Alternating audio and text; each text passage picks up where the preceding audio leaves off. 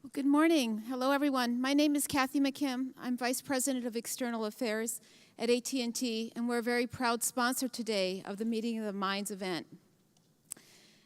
As a leader with our statewide constituency relations team and also as a commissioner on the California Volunteers Commission, I've had the opportunity to really see the effectiveness and value of building relationships and partnerships. I know that's what you're doing here today. At AT&T, we're very proud of the work that we're doing in cities to help make cities cleaner, stronger, and safer with the use of technology and connected devices. As a matter of fact, AT&T is one of the largest providers of connected devices with over 27 million in the world today on the Internet of Things and our smart platforms. Today in this room, many great leaders, thinkers, and collaborators are coming together in an environment of sharing and getting things done. Our next speaker is one of those great leaders. As I thought about Tom Steyer and the impact that he has had globally and in California, I came across a quote from Albert Camus. "Real generosity toward the future lies in giving all to the present." Tom is a business leader and a philanthropist who believes that we all have a moral responsibility to give back and to help ensure that every family shares the benefits of economic opportunity, education, and a healthy climate. He believes in the power of change and the responsibility that we have today to take action as empowered leaders. Tom is someone who leads by example. In 2007, he and his wife, Kat Taylor, founded Beneficial State Bank, an Oakland-based nonprofit bank that provides loans to people and small businesses shut out by the traditional banking system. All profits made by this bank are invested back in the community. In 2010, Tom and his wife pledged to contribute most of their wealth to charitable causes during their lifetime. That same year, Tom worked to defeat Proposition 23, an attempt to roll back California's historic plan to reduce pollution and address climate change. As a board member of NextGen, a nonprofit that tackles children's issues, and a founder of NextGen Climate, and as a member of the board of trustees of Stanford University, Tom is truly a modern-day Renaissance man. He is someone that believes in a bigger cause and is not afraid to act. We are very honored to have him here today. Ladies and gentlemen, please welcome Tom Steyer.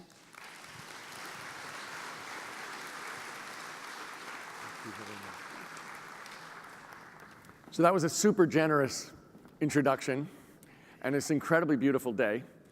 So what I'm really looking forward is to answering questions. I will give you a little background on who I am and what we've been doing, and a little way to think about the intersection of business, energy, and politics. So first of all, I was a business person for 30 years. I went to Stanford Business School. And for the last 4 years, full-time, I have been the head of NextGen Climate.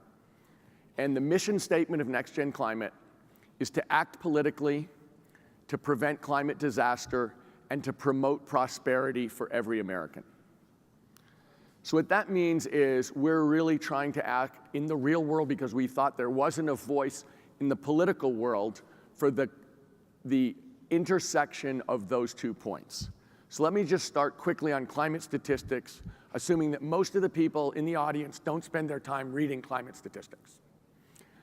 Basically, the countries of the world, 195 countries, have agreed that if we heat up the planet 2 degrees Celsius, 3.6 degrees Fahrenheit for us Americans, that would constitute a disaster for the people of the world.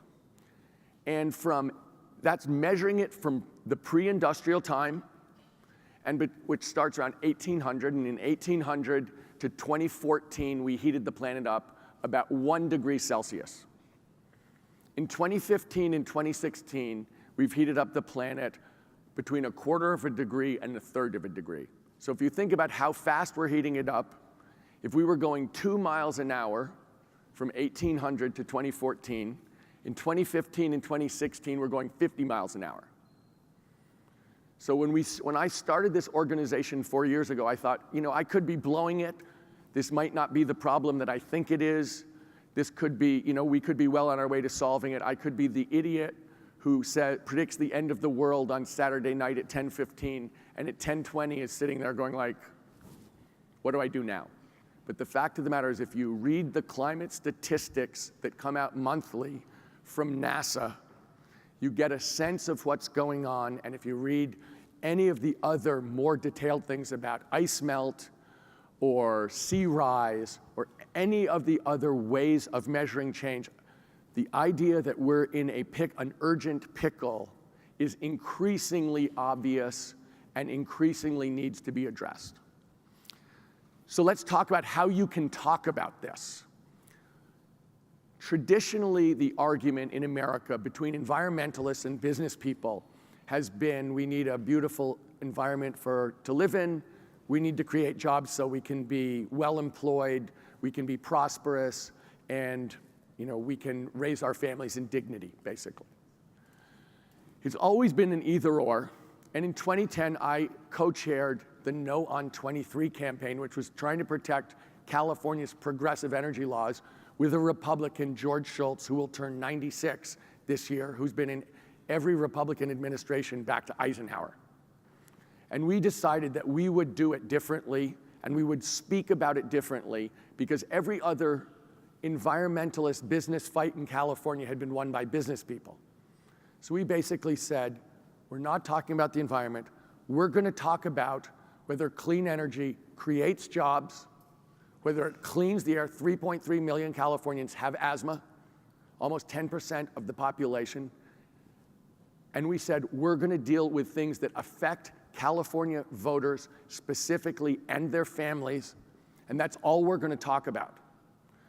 So we had a coalition that year that didn't look like what you might expect in an environmental coalition. For starters, it's important to note that in the United States of America and in California, the number one group that cares about the environment, that votes on the environment, that will vote for taxes to protect the environment is Latinos.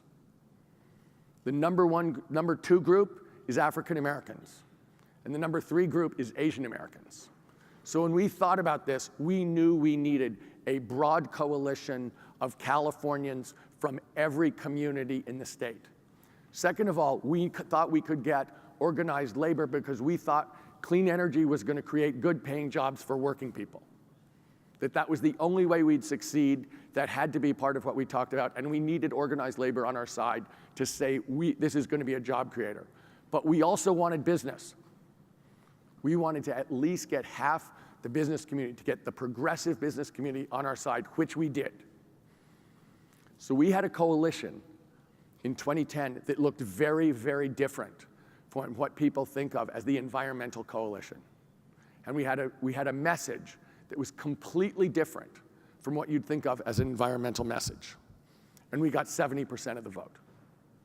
So I think people started to think about this differently. In California, we've continued, that coalition continues. And let me explain something that happened for the non-Californians in 2016 as a result of a continuation of that way of thinking. So this year, there was a proposal to extend our original climate bill from 2006. And what it says is that we're going to reduce our greenhouse gas emissions as a state from 1990 levels by 40% by 2030. So in the context of the world and in the context of our country, that's a very aggressive statement to make. And between 2006 and 2016, the state of California has passed a lot of legislation on energy and climate. But this same bill was proposed in 2015 and failed dramatically. Couldn't come close to getting enough votes in the legislature. And this year, the original bill in 2006 and this extension includes a cap and trade system, which provides a lot of cash money to the state of California.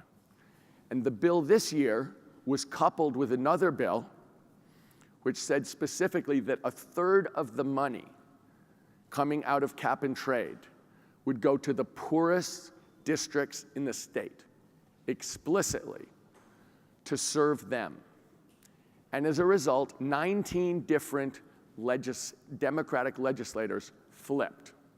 The person who actually went out and got the votes in the legislature was from one of the poorest districts in the state of California, Coachella Valley. His name's Eduardo Garcia. He decided that it was absolutely critical for his constituents that we have cleaner air, that we create those good paying jobs that his constituents could get a bunch of, and that that money go to the poorest districts, which very specifically included his.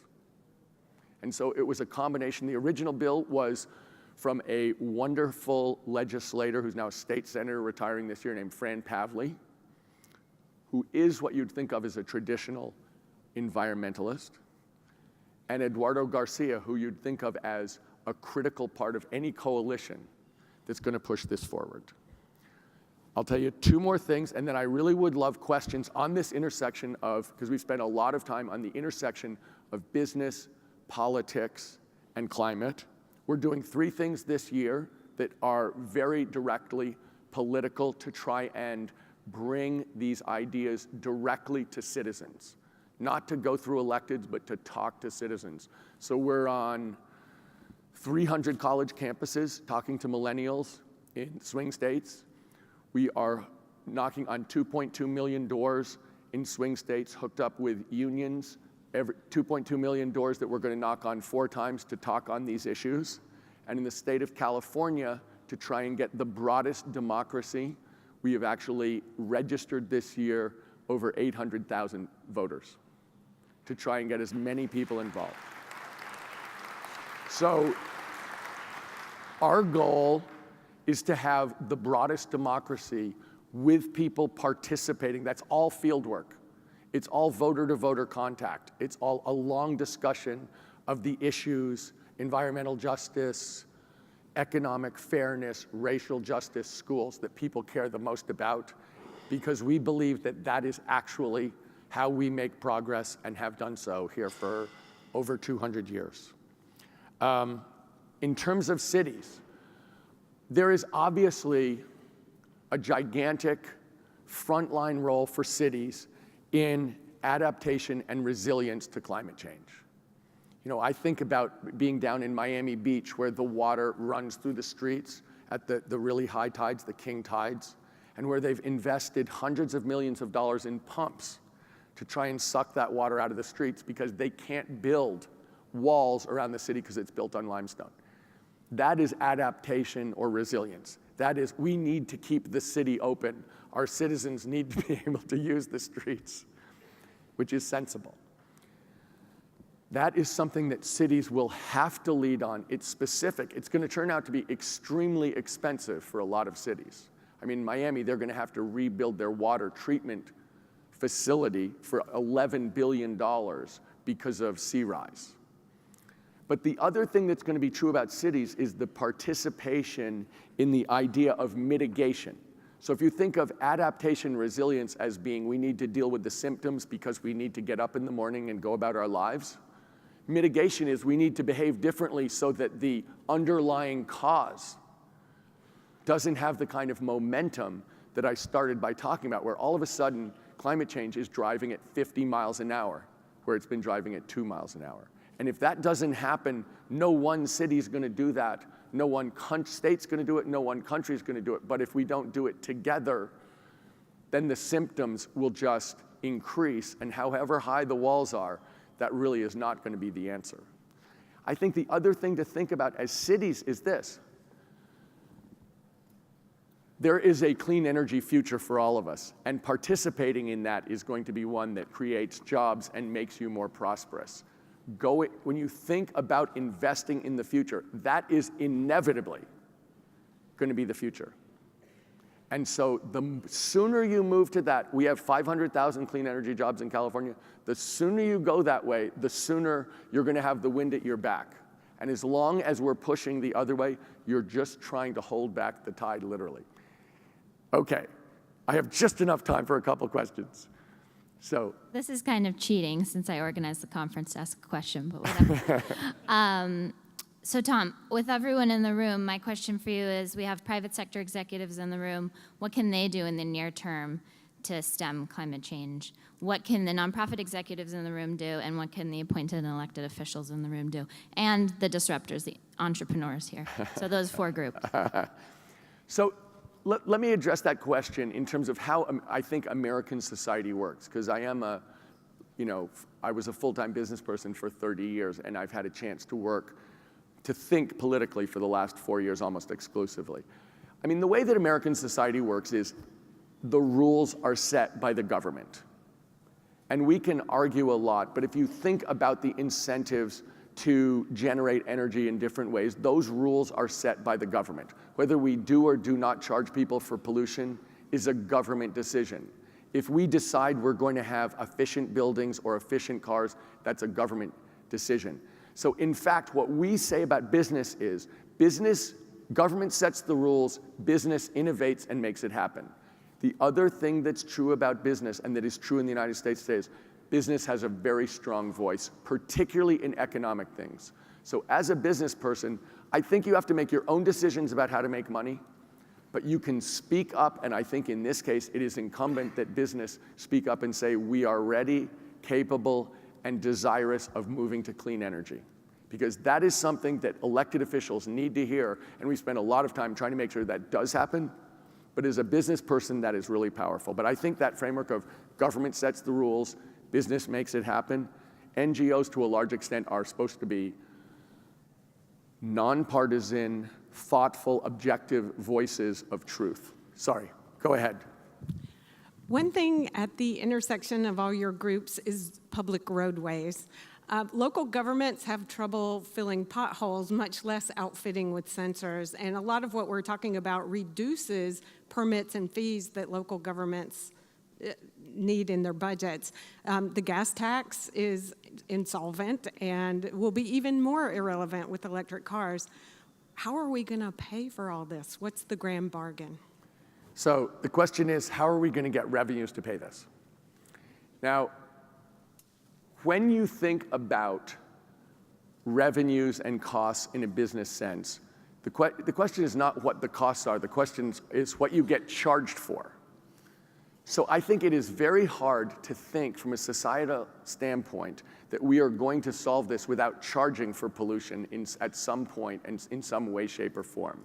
What we do with that money is something that people talk a lot about, and exactly what form that takes. But ultimately, we are going to be charging for pollution, and that is going to take care of a lot of the issues that you're talking about. And that is really what the cap and trade system did in the example I gave. It provided money for per communities in California, and every community actually, to move forward on this. So when we think about revenues, that is something where we are going to end up with an important source of revenues so that business people can make the best decision, including all of the real costs that their products are creating. Yes? Tom, thanks very much for a really inspiring presentation. Two-part question. I noticed when you started, you framed your presentation in terms of business, energy, and politics, and I'm curious if you can elaborate a little bit on the role of community in that mix of things. And second of all, can you talk a little bit about the structure, the organizational structure of the coalition and its leadership and how it conducts its business? Okay, let me see if I can just write that down.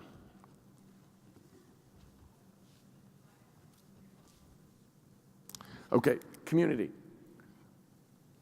Community is how people think about politics in the United States of America. So when people think about anything, we'll just talk about climate for 1 second. No one in the United States, no one in California is related to a polar bear. There is no voter who is related to a polar bear. And there is no one in California whose family also lives in Alaska. So when we're talking about the communities of California, we are talking about people vote based on what they feel for themselves, their family, the people they care about. That is how they vote. They do not vote based on very extended relationships. So when we talk about creating jobs, as an example, one of the people who's been really great on this is the president pro tem of the Senate in California, Kevin De Leon, from a poor part of Los Angeles, who, when we originally started talking about this, said, if you put solar panels in the houses in my district, they will fall down. I want some of those jobs for the people that I represent, and if we get that, I will be a strong proponent of this. That is an absolutely normal human reaction. He wanted to know, Kevin understands everything from 30,000 feet about climate. He's not missing that point, but he needs it to work for the people he cares about, and for a lot of people, that 3.3 million people with asthma is not a trivial point. If you have a kid who can't go to school or play, that is a huge life event for you. It is a huge life event for your child. People vote on that. That tends to be, the bad air in California, the dangerous water, is located in poor communities, working class communities, and communities of color overwhelmingly. If that's in your family, if that's with people you love, that is a voting issue. So community is critical in all of this. People vote for human reasons. If this is not a local human issue that provides good things and gets rid of bad things, then it's not relevant. And people, I always say, people's time frames are pretty short. Americans are pretty stretched on a whole bunch of reasons. They don't have time. They're not thinking 2100, I promise. Sir. Well, my name's Ethan Berkowitz. I'm the mayor of Anchorage, Alaska. So. Ow! And I do have family that lives in California. And they care about what happens to me. But they're not polar bears. The challenge of what you're saying from a public policy perspective is innovation requires investment. And government is poorly equipped to make long-term investments due to the nature of how budget cycles work. And that's why I think it's particularly critical when you talk about investing for adaptation and investing for mitigation and investing for climate change. It's really important to make sure that you have the structures in place so the private sector monies can help public sector goods occur. Social impact bonding, for example, is a way forward. And I would ask that the people in this room who are all innovators think about what it means at the local level for those of us that are trying to get to that innovation. How do we get the financing to make it happen? So let's talk for 1 second. I mean, people talk about energy and climate in terms of 3 things needing to change, which is policy, finance, and technology. And so you're really asking the question of how to make the finance work because people have short-term time frames. Am I right? Yes. And here's what I really strongly believe. We're at a place where from a technology, we need more technology, we need more finance. But if the policies are right, the money will come. I think there's been a sense in terms of clean energy that there's somehow the market doesn't work, the market isn't responding, and that therefore somehow the financial markets have gaps. I think, in fact, in the clean energy world, there's something called the valley of death, which is the place where people are scared to make investments. I don't believe that. I don't believe that about technology, and I don't believe that about finance. I believe the truth is that if the policy is right, there is so much money looking for return in the United States of America and around the world. We're in a zero interest rate world. The issue in terms of energy is this. Energy investments are big. I was the head of a committee at Stanford to redo the energy system for electricity and heat and cooling on the campus. It was a $500 million investment. It was the biggest investment at that point Stanford had ever made in any building or any specific project. They were really nervous about it because they were going to try and do something new. But they were nervous about the size of it, and I think that's normal about energy because energy takes big systems. This is hundreds of billions of dollars, trillions of dollars are going to needed to be invested to make this happen. At Stanford, we made the investment, we reduced our greenhouse gases 68%, we're saving hundreds of millions of dollars right now. So the answer to me is, if we put in the policies right, if people have power purchase agreements, if you can look and see that you have offtake agreements, those trillions of dollars are there. So in my mind, setting up the policy so that people who are putting lots of capital in can see security and safety, we will get the money. And that is, so I really, really believe this is a policy-driven function where the technology moves and the finance moves will respond to that. Thank you very much.